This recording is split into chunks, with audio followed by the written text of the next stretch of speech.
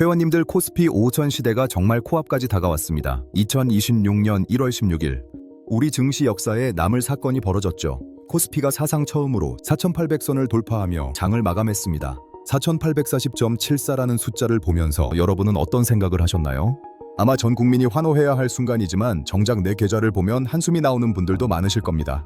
지수는 분명 천장을 뚫고 올라가는데 왜 내 종목은 제자리 걸음이거나 오히려 떨어지고 있을까요? 5000포인트까지 단 3.29%만 남겨둔 이 시점에서 우리가 반드시 직시해야 할 불편한 진실이 있습니다.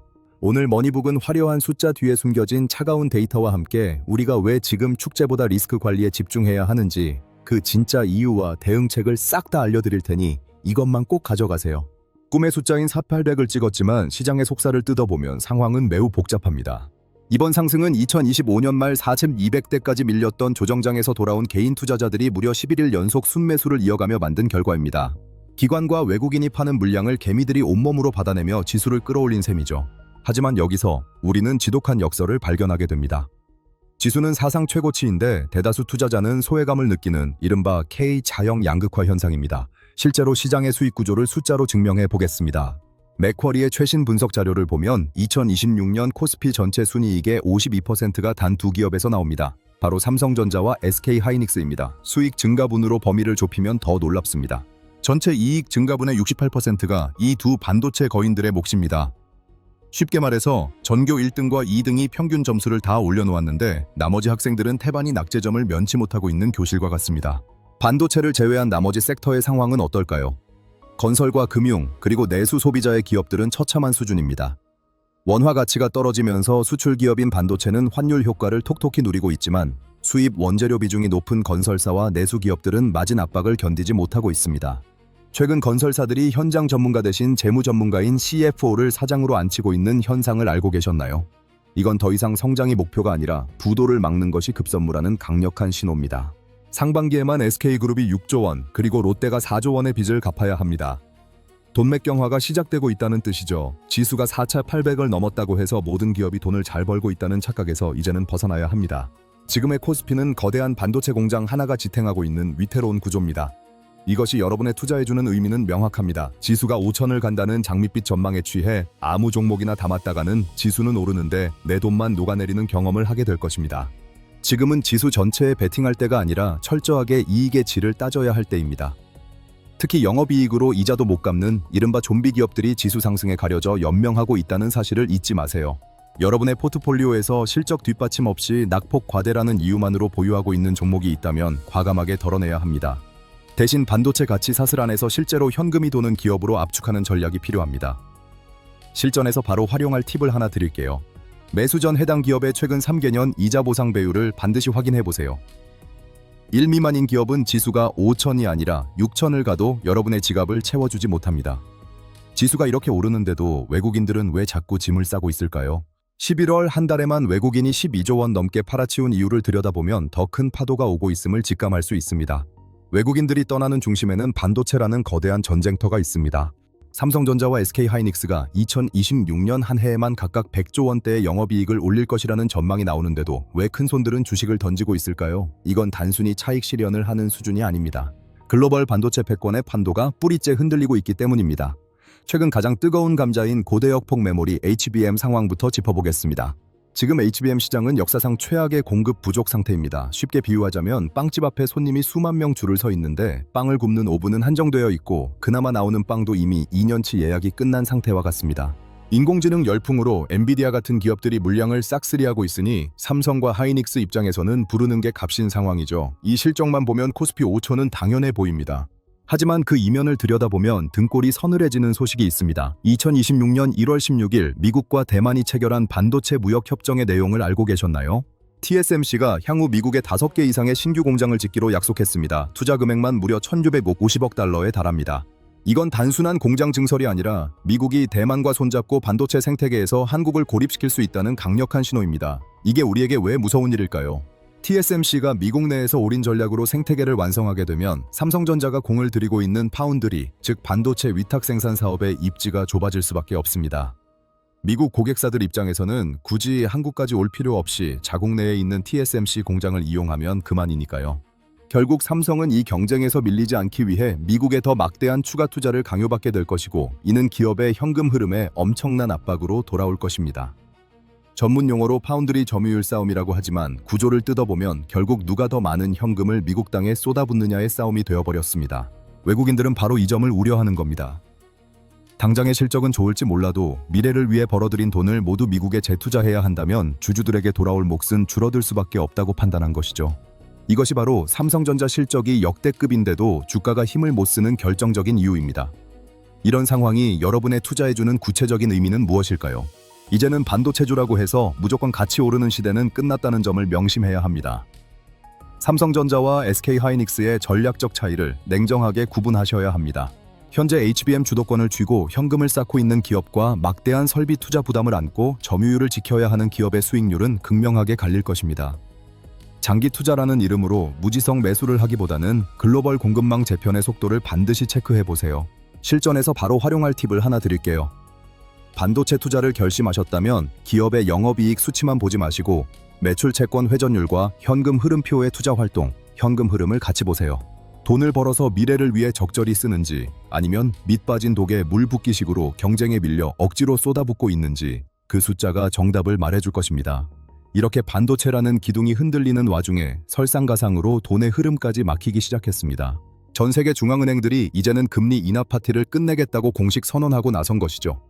기업들이 미래를 위해 벌어들인 돈을 쏟아부어야 하는 처지에 놓인 가운데 시장을 지탱하던 가장 큰 기둥인 유동성, 즉 돈의 물줄기마저 마를 준비를 하고 있습니다. 2026년 1월 14일 한국은행에서 나온 한마디가 시장의 공기를 완전히 바꿔놓았습니다. 이창용 총재는 성명서를 통해 추가 금리 인하 가능성을 사실상 차단했습니다. 기준금리를 2.5%에서 동결하며 이제는 인하 사이클이 끝났음을 시사한 것이죠. 이게 무슨 의미일까요? 쉽게 비유하자면 그동안 시장이라는 저수지에 물을 계속 채워주던 수도꼭지를 완전히 잠그겠다는 뜻입니다. 물이 찰랑찰랑할 때는 바닥에 있는 돌멩이가 보이지 않지만 물이 빠지기 시작하면 그동안 숨겨져 있던 부실의 실체가 드러나기 마련입니다. 지금 우리 시장이 딱 그 직전에 와 있습니다. 왜 정부와 한국은행은 금리를 더 내리지 못하는 걸까요? 이유는 단순합니다. 바로 원화 약세라는 덫에 걸렸기 때문입니다. 환율이 1,450원에서 1,500원 선을 위협하는 상황에서 금리를 더 내렸다가는 외국인 자금이 썰물처럼 빠져나가는 환율발 경제 위기를 맞을 수 있습니다. 즉, 한국은행은 지금 시장을 살리기 위해 금리를 내릴 수도 물가를 잡기 위해 금리를 올릴 수도 없는 외통수에 걸린 상태입니다. 글로벌 상황은 더 냉정합니다. JP모건의 2022주 유동성 전망 보고서를 보면 아시아 태평양 지역 중앙은행들이 완화 정책을 마감하고 긴축으로 돌아서는 정점에 도달했다고 분석합니다. 미국 역시 2026년 한 해 동안 금리를 많아야 2번 정도만 내릴 것으로 보입니다. 시장이 기대했던 화끈한 금리 인하 파티는 이제 끝났다는 소리죠. 유동성이 정점을 지나면 가장 먼저 타격을 입는 곳이 어디일까요? 바로 한국과 같은 변동성이 큰 신흥국 시장입니다. 돈의 가치가 귀해지면 투자자들은 위험한 한국 주식 대신 안전한 미국 국채나 달러로 발길을 돌립니다. 1월 들어 코스피가 11일 연속 올랐음에도 외국인들이 연일 매도 우위를 보인 것은 단순히 한국 기업이 싫어서가 아니라 글로벌 돈의 흐름이 안전자산으로 회귀하고 있다는 강력한 증거입니다. 이런 거시적인 변화가 여러분의 투자해주는 구체적인 의미는 명확합니다. 금리가 낮아질 것을 기대하고 빚을 내서 투자했던 레버리지 전략은 이제 독이 될 수 있습니다. 돈값이 비싸지는 시대에는 현금을 창출하지 못하는 성장주나 부채 비율이 높은 기업부터 무너집니다. 지수가 4,800을 넘었다고 안심할 게 아니라 내 종목이 고금리 환경에서 이자를 감당하며 살아남을 수 있는 체력을 가졌는지 냉정하게 검사해야 합니다. 실전에서 바로 써먹을 수 있는 팁을 드릴게요. 매일 아침 출근길에 한국과 미국의 금리 차이를 나타내는 장단기 금리차 지표를 꼭 확인해 보세요. 이 차이가 좁혀지지 않고 원화 약세가 지속된다면 지수가 아무리 올라도 외국인은 돌아오지 않습니다. 외국인이 사지 않는 시장은 결국 개인들의 힘만으로 버티다. 임계점에서 무너질 수밖에 없다는 사실을 꼭 기억하십시오. 수도꼭지가 잠긴 저수지에서 물이 빠지기 시작하면 가장 먼저 위험해지는 건 가장 깊은 곳에서 빚을 내어 버티던 사람들입니다. 그런데 지금 우리 개인 투자자들의 상황을 보면 역대급으로 위험한 도박을 하고 있습니다. 시장의 겉모습은 화려한 축제 같지만 그 이면을 들여다보면 위태로운 외줄타기를 하는 사람들이 너무나 많습니다. 1월 들어 코스피가 11일 연속 상승하는 기염을 토했는데 이 상승의 주역이 누구인지 알고 계신가요? 바로 빚을 내서 주식을 산 개인 투자자들입니다. 현재 우리나라 주식시장의 신용거래 잔액은 무려 26조 8천억 원에 달합니다. 이는 우리 증시 역사상 기록적인 수준이죠. 이게 왜 위험한지 초등학생도 이해할 수 있게 비유해 드릴게요. 지금 개미들은 자기 산소통이 아니라 남에게 빌린 산소통을 메고 깊은 바닷속으로 들어가고 있는 것과 같습니다. 지수가 계속 오르면 다행이지만 조금이라도 물결이 출렁겨서 수심이 깊어지면 빌린 산소통은 순식간에 회수됩니다. 이게 바로 여러분이 가장 무서워해야 할 반대매매의 공포입니다. 반대매매가 정확히 무엇일까요? 쉽게 말해 증권사에서 빌린 돈을 갚지 못할 것 같으면 증권사가 여러분의 의사와 상관없이 주식을 강제로 팔아버리는 것을 말합니다. 주가가 조금만 떨어져도 강제 청산 물량이 쏟아지고 그 물량이 다시 주가를 끌어내리는 악순환이 시작됩니다. 2025년 말 4200선까지 밀렸던 기억을 벌써 잊으신 건 아니겠죠? 영어 이미지 프텍, 레트로 코믹북 스타일, 도미노 효과 연출, forced sale이라고 적린 첫 번째 도미노가 쓰러지며 스톡 프라이스라고 적린 다른 도미노들을 연쇄적으로 쓰러뜨리는 악순환의 장면. 배경에는 Remember 2025 4200 레벨이라는 문구가 적린 낡은 달력이 걸려 있음. 54. 한국어 번역. 당시에도 신용잔액이 터지면서 지수가 순식간에 하락했습니다. 외국인들은 바보가 아닙니다. 그들은 이미 11월에만 하루에 2조 8천억 원, 한 달 동안 무려 12조 원 넘는 주식을 팔아치웠습니다. 외국인이 던진 이 엄청난 물량을 우리 개인들이 빚을 내서 받아내고 있는 형국입니다.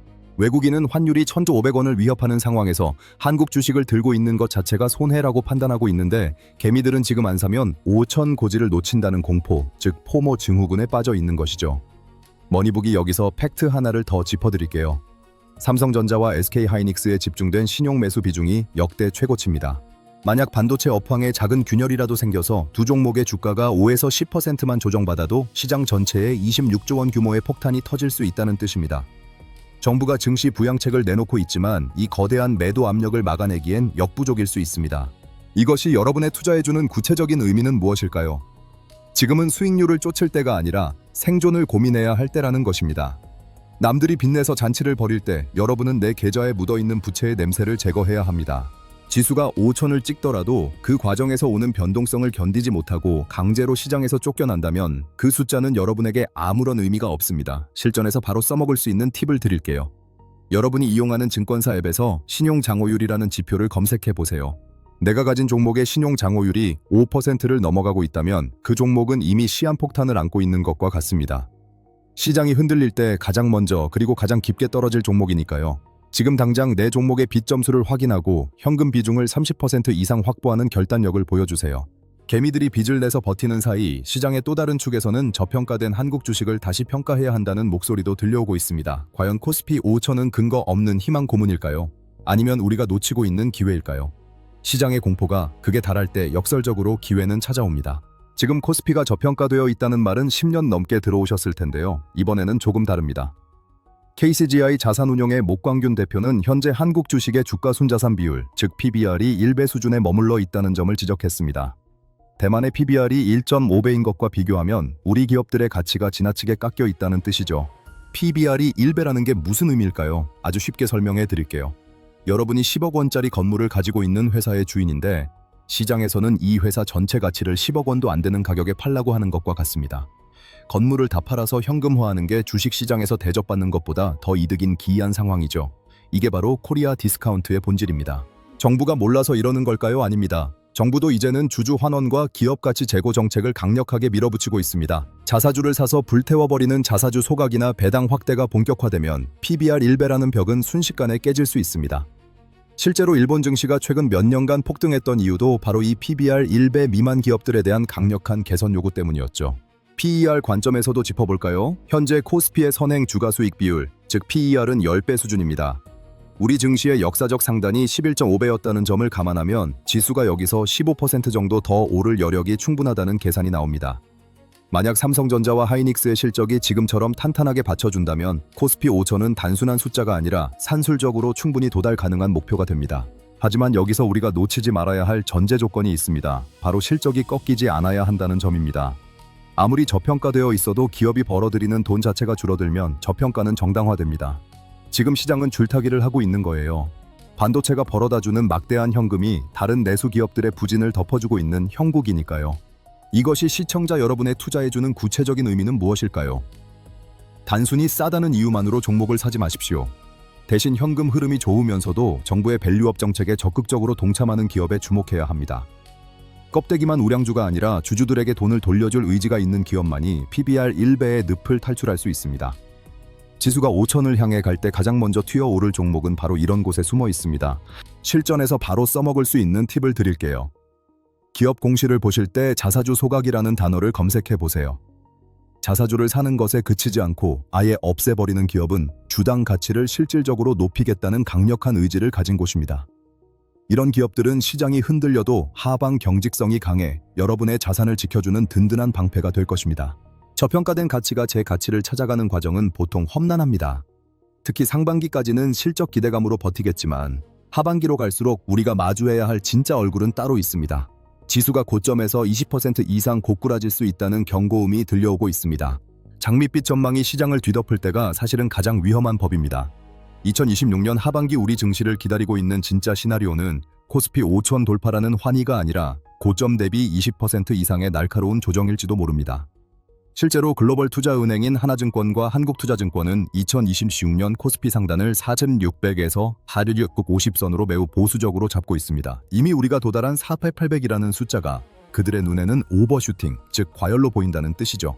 이게 왜 무서운지 구조를 뜯어보겠습니다. 주식시장에서 가장 무서운 단어는 위기가 아니라 피크아웃입니다. 피크아웃이란 정점을 찍고 내려온다는 뜻인데요. 삼성전자와 SK하이닉스가 2026년 상반기에 역대급 실적을 낼 것은 누구나 알고 있는 사실입니다. 문제는 그 다음이죠. 시장은 항상 6개월 앞을 내다보는데 2026년 하반기부터 인공지능 투자의 모멘텀이 둔화되거나 미국의 경기 둔화가 가시화될 경우 지수는 힘없이 무너질 수 있습니다. 산에 오를 때 정상에 가까워질수록 공기가 희박해지는 것과 같습니다. 4차의 800을 넘어 5천을 향해 갈수록 지수를 끌어올리기 위해 필요한 에너지는 기하급수적으로 커집니다. 그런데 하반기에 미국의 소비 데이터가 꺾이고 아마존이나 엔비디아 같은 빅테크 기업들이 설비 투자를 줄인다는 소식이 들려오면 어떻게 될까요? 그동안 지수를 지탱해온 반도체라는 기둥이 흔들리는 와중에 설상가상으로 돈의 흐름까지 막히기 시작했습니다. 특히 2026년 11월 9일로 예정된 미국의 주요 정치 일정과 관세 정책의 변화는 우리 수출 기업들에게는 거대한 불확실성입니다. 역사적으로 코스피는 실적이 가장 좋을 때 고점을 형성하고 실제 위기가 오기 전에 미리 빠지는 경향이 있습니다. 2021년 당시 코스피가 3,300을 찍었을 때도 실적은 최고였지만 그 이후 1년 넘게 하락했던 기억을 떠올려 보세요. 지금의 4,800선은 그때와 놀라울 정도로 닮아 있습니다. 이것이 여러분의 투자해주는 구체적인 의미는 무엇일까요? 지금부터는 공격적인 매수보다 탈출 전략을 짜야 할 때라는 것입니다. 지수가 5천 근처에 갈수록 여러분의 포트폴리오에서 주식 비중을 줄이고 현금 비중을 50% 이상으로 높이는 용기가 필요합니다. 모두가 5천을 외치며 파티를 즐길 때 조용히 입구 근처로 자리를 옮겨야 한다는 뜻입니다. 실전에서 바로 써먹을 수 있는 팁을 하나 드릴게요. 매달 발표되는 우리나라의 수출 증가율 데이터를 반드시 확인해 보세요. 만약 수출 증가율이 2개월 연속으로 둔화되는 모습이 포착된다면 그날이 바로 여러분의 주식을 정리해야 할 D-Day입니다. 지표는 거짓말을 하지 않습니다. 가격이 주는 환상에 속지 말고 숫자가 보내는 경고음을 신뢰하세요. 결국 이 험난한 시장에서 살아남아 진짜 수익을 내는 사람들은 지표를 읽고 행동하는 소수의 투자자들입니다. 이제 막바지 파티를 즐기는 법과 동시에 내 자산을 안전하게 지키기 위한 구체적인 행동 지침을 정리해 드릴 차례입니다. 1월 17일 아침 시장의 문이 열리기 전 우리가 가장 먼저 해야 할 일은 무엇일까요? 지수가 4,800을 넘어 5천이라는 역사적 고지를 향해 달려가는 지금이야말로 냉정한 생존 전략이 필요한 시점입니다. 머니북이 매일 아침 눈을 뜨자마자 확인하는 3가지 지표를 여러분의 투자 루틴으로 만드셔야 합니다. 이것만 제대로 체크해도 시장의 갑작스러운 폭락에 속수무책으로 당하는 일은 없을 겁니다. 첫 번째로 주목해야 할 숫자는 원달러 환율입니다. 환율이 1,450원에서 1,500원 박스권에서 어떻게 움직이는지 보셔야 합니다. 환율이 1,500원 선을 돌파한다는 것은 우리 기업들의 실적이 아무리 좋아도 외국인들에게는 한국 시장이 매력 없는 시장이 된다는 뜻입니다. 환율이 오르면 외국인들은 환차손을 피하기 위해 삼성전자와 같은 대형주부터 던지기 시작합니다. 지수는 환율의 거울이라는 사실을 잊지 마세요. 두 번째는 앞서 강조했던 신용거래 잔액의 추이입니다. 26조 8천억 원이라는 이 거대한 빚의 무게가 줄어드는지 아니면 더 늘어나는지 체크해야 합니다. 지수는 오르는데 신용 잔액이 계속 늘어난다면 그건 개미들이 마지막 힘을 쥐어짜고 있다는 신호입니다. 반대로 지수가 정체되는데 신용 잔액이 급격히 줄어든다면 누군가는 이미 강제로 시장에서 쫓겨나고 있다는 뜻이죠. 신용 잔액이 20조 원 아래로 내려오기 전까지는 공격적인 추가 매수는 자제하는 것이 현명합니다. 세 번째는 반도체 수출 리드타임과 재고순환 지표입니다. 2026년 1월 현재 HBM 공급은 여전히 부족하지만 일반 범용 메모리 재고가 쌓이기 시작한다면 그게 바로 반도체 슈퍼사이클의 정점 신호입니다. 산업통상자원부에서 발표하는 10일 단위 수출입 동향 자료를 검색해보세요. 반도체 수출 금액 증가율이 한 자릿수로 떨어진다면 코스피 5천에 대한 미련을 버리고 현금을 챙겨야 할 때입니다. 이 세 가지 지표가 여러분의 투자해주는 구체적인 의미는 무엇일까요? 지금은 수익을 극대화하는 시기가 아니라 내 자산의 하방을 막는 보험을 들어야 하는 시기라는 점입니다. 지수가 5천을 찍고 환호할 때 그 환호성에 취해 주식을 더 사는 게 아니라 오히려 보유 비중의 절반을 수익 실현하고 현금으로 바꾸는 결단이 필요합니다. 하반기에 예상되는 20% 이상의 조정을 견뎌낼 수 있는 건 오직 현금을 쥐고 있는 투자자뿐입니다. 머니북이 제안하는 포트폴리오 전략은 이른바 바벨 전략입니다. 자산의 50%는 현금이나 단기 채권 같은 안전 자산에 두시고 나머지 50%만 삼성전자나 SK하이닉스 같은 확실한 1등주에 집중하는 것입니다. 어중간한 2등주나 테마주로 수익률을 높이려다가는 지수 조정기에 계좌가 박살날 수 있습니다. 1등주가 10% 빠질 때 잡주는 30%가 빠진다는 사실을 기억하세요. 실전에서 바로 써먹을 수 있는 팁을 드릴게요. 반절 매도 원칙을 세워보세요. 내가 목표로 한 수익률에 도달하거나 코스피가 4답 900선을 넘어서는 순간 내 주식 비중의 정확히 절반을 매도하는 겁니다. 나머지 절반은 5천을 가든 6천을 가든 시장의 흐름에 맡겨두되 이미 현금화한 절반은 하반기 폭락장에서 아주 귀한 사냥 자금이 될 것입니다. 여러분, 투자의 세계에서 가장 위대한 승자는 가장 많이 번 사람이 아니라 가장 끝까지 살아남은 사람입니다. 코스피 5천이라는 화려한 불빛 뒤에 가려진 26조 원의 빚과 환율의 경고를 잊지 마세요. 머니북은 여러분이 이 파티의 주인공이 되기를 바라지만 파티가 끝난 뒤 청구서를 받는 사람이 되지 않기를 더 간절히 바랍니다. 오늘 전해드린 이 데이터와 인사이트가 여러분의 소중한 자산을 지키는 단단한 방패가 되길 바랍니다.